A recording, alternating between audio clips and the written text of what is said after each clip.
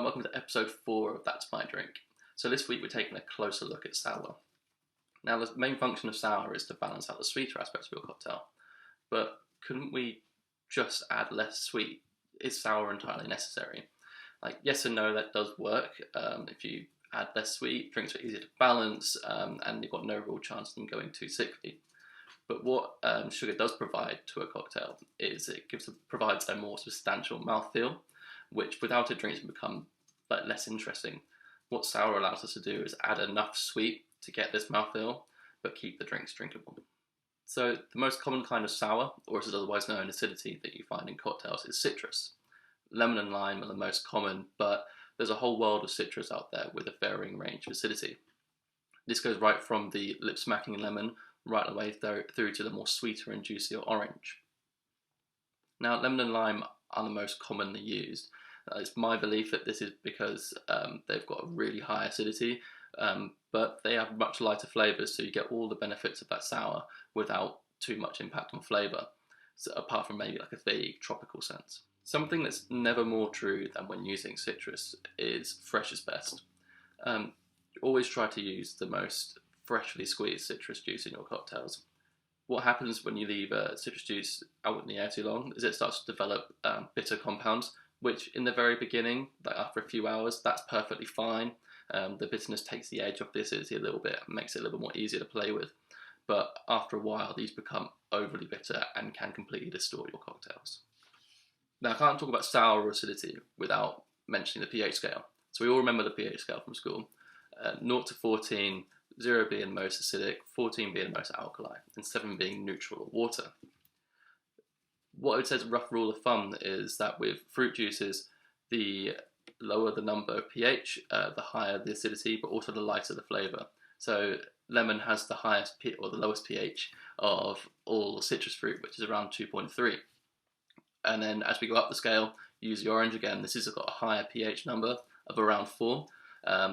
Less acidity because it's got a higher sugar content, which therefore means bigger and bolder flavours. Lemon you can lose quite easily. You don't have to have a cocktail taste of lemon just because you've got lemon juice in it.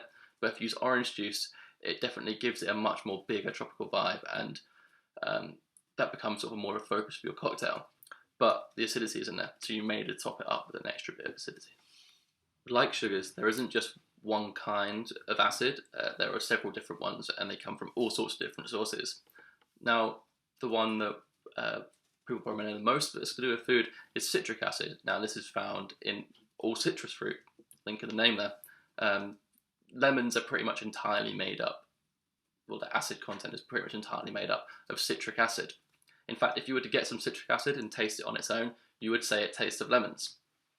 How does it differ from limes? Well, limes contain a variety of different acids. They've also got malic acid in them, which is more commonly found in apples. It's kind of like puckering kind of acidity instead of like fresh acidity from citrus. And if you taste this on its own, you'd say it tastes like a really sour green apple. And they've also got tartaric acid in them, which is more commonly found in grapes and is used as an acidified element in wine production. Moving away from fruits, there are several other kinds of acids that are found in different foodstuffs. So you've got lactic acid. With this, I'd say think alongside of yogurt. So it's got a slightly tart feel to it, but also a really creamy aspect it adds to stuff. Vinegars are made up of acetic acid. You've also got carbonic, phosphoric. There are so many that make up so many different cocktail techniques. We'll go through a few more of these when we address things like shrubs and lactoferments and carbonation in future videos. We don't have to just use the organic origins of these acids. It's more than possible now, just through Amazon, to buy 100-gram tubs of these acids in powdered form, which we can then use these powdered acids to make our own acid combinations. So you can either make complete citric acid to mimic lemon juice, so you don't have to use lemons, or you can make a mix-up of acids that don't normally go together, or make your own fake lime that suits a cocktail of your own needs. I'd say with these, make it around a 10% solution. So for every 10 grams of powdered acid, make sure you mix it with 100 milliliters of water or 100 grams of water. This works pretty well as a basic citrus replacement. Now, something I've started messing around with these powdered acids is to make acidified fruit juices. I found these a really fun and inventive way to add a new twist on classic cocktails. The favourite one I've tried has been acidified strawberry juice.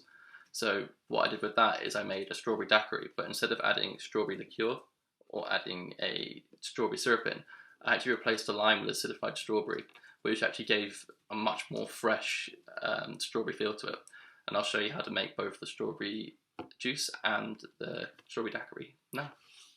So strawberry juice, first things you're going to need obviously is some strawberries. Just take the top of the green tops off them. Then we've got in this little tub here, we've got some water. You need a blender. We've also got some citric acid, and then some equipment to do your straining with. First things first, we're just going to add the water into the strawberries. No need to chop the strawberries up or anything, and the water is just to make a sort of like a really thin puree with it. Struggling with the lid to your blender is optional. Blend this all up until you get, like I said, like a really thin puree. The ratio I'd use for this is in the region of 3 to 2, weight of strawberries to weight of water. It definitely didn't look like that in that video. I will apologise, I didn't put enough water in the first time round. But yeah, in the end I ended up using 3 lots of strawberries to 2 lots of water. Then, really simply, just get whatever straining setup you've got, the finer the better. So I've got some muslin cloth into a little Pyrex jug. You just need to pour all that in and then wait a short while. Then what you should be left with is this little red juice. What we need to do then is weigh out 10% of its weight in citric acid, add that in, and then it's just a simple case of stirring it up until it's dissolved. It dissolves really easy, so it shouldn't take too long. It only takes me a few seconds here. And then once it's done, just taste it, make sure it's about right for you. If you want it more acidic, put more acid in. Now you've got an acidified strawberry juice, we can make my version of a strawberry daiquiri. So let's do this. You have a quick look at what I'm doing. So what I've got here is some white rum or unaged rum. So I've got the real McCoy here. I'm going to stick it to as close to a normal daiquiri measurement as I can.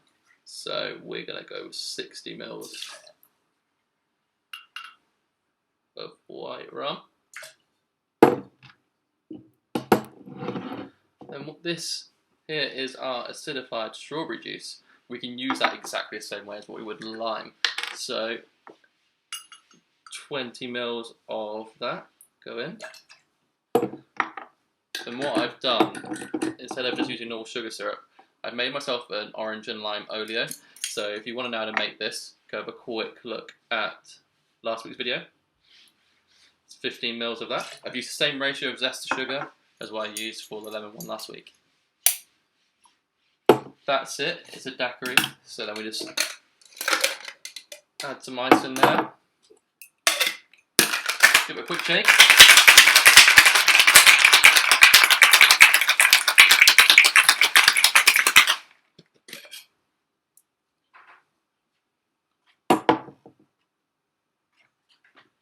Then it's another one that requires fine straining, and I still haven't bought one, so we'll just be using the sieve again today.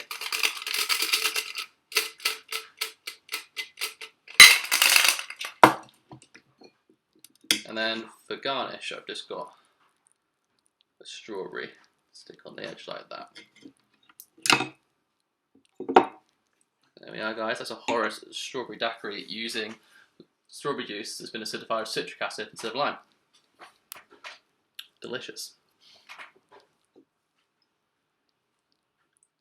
So that's it for this episode of That's My Drink.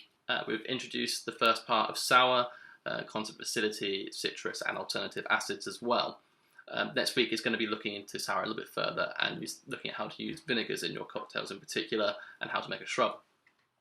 Just going to use the last couple of minutes at the end of this video to shamelessly plug a couple of things. So, number one, I want to give him a shout out because his t-shirt is sick. My good friend Noah Villeneuve is one half of the duo Yardarms, and they've got some great stuff coming out, and I said the designs on this t-shirt is amazing. If you want this or want to give them a listen, they're on Spotify, Instagram, Facebook. Give them a search. That's Yard Arms, right? Yeah. I don't know why I pointed to the wrong side of my body. Secondly, it's to do with myself, and also another good friend of mine, Chris Menning. We co-wrote a book on homemade cocktail ingredients a while back now. It's available on Amazon, on the Kindle store, I believe it's on Apple iBooks as well. What I'll do is I'll post a link to the Amazon page on a separate post of this video. But if you want a deeper look at a lot of homemade ingredients that I can't get into the depth of in these videos, definitely give that a quick look. It's only £2.50 to download, and it'll do me a massive favour as well. But yeah, to give a little background, obviously myself, I'm a bartender by trade. I work at the Florist in Bristol.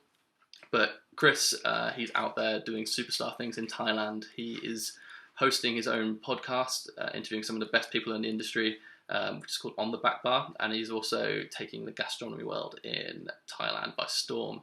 And he's got his own website called Gastronomer Lifestyle, where he talks about not only where it's good to eat in Thailand and all over Asia, but he also posts several things on like spirit reviews and how to make certain ingredients at home. So definitely give those few things a look at. And like I said, I will post the link to my book, or mine and Chris's book, after this. But thanks for watching, guys, and I will hope to see you next week.